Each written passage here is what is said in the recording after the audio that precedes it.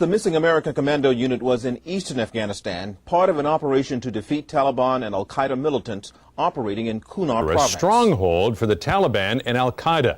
That's where 4 U.S. Navy SEALs went missing last week. One was found and rescued. Searchers are still looking for another. The search is over. The body of the missing U.S. commando has been found in eastern Afghanistan. He was the last member of an ill-fated 4-man special forces unit that disappeared last month.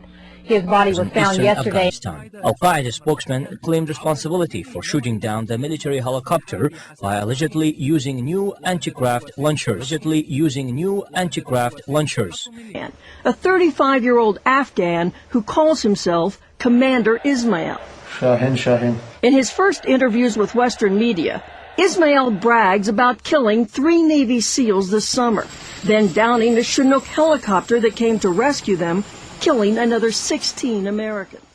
But there is late word today about 2 others, and it is not good. Bob Orr is in Washington now and joins us with the story. Bob? John, a U.S. official tonight confirms that 2 of the 4 Navy SEALs missing since Tuesday are dead. This news comes one day after we learned that another of the SEALs had been rescued high in the mountains of eastern Afghanistan. That man, we're told, will be taken to a U.S. military hospital in Germany for treatment of relatively minor injuries. Meanwhile, the search for the 4th missing SEAL goes on. The 4-man Special Operations Team was searching for al-Qaeda fighters in the rugged terrain of Kunar province on Tuesday when the commandos came under heavy fire. They called for help, but a Chinook helicopter loaded with reinforcements was shot down, killing all 16 troops on board. Those bodies were recovered, but since then, soldiers have been desperately searching for the missing Navy SEALs. A local Afghan governor claims the rescued commando was protected by local villagers. The village headman helped one of them, he said, and the coalition came and got him. And a U.S. official says the rescued SEAL has provided some information about the locations of the others. U.S. military officials will not say how the SEAL managed to survive and avoid capture in the harshest of conditions. But CBS News military analyst Colonel Mitch Mitchell credits brutal Special Forces training.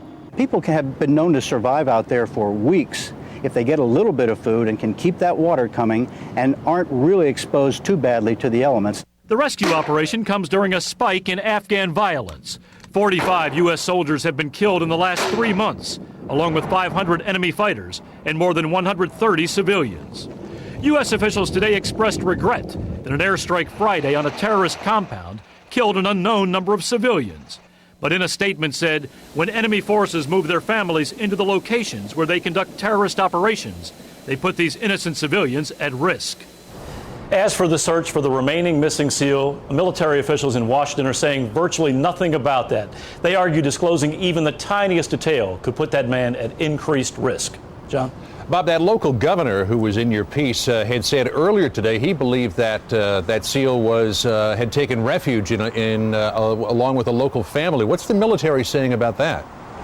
Well, nothing officially, but on background, U.S. officials say they've heard the reports. They have nothing that would either confirm or deny the reports. One senior official, though, late today said that he's been led to believe that that report simply isn't true, and the search now goes on. Right. Bob Orr in Washington. Bob, thanks.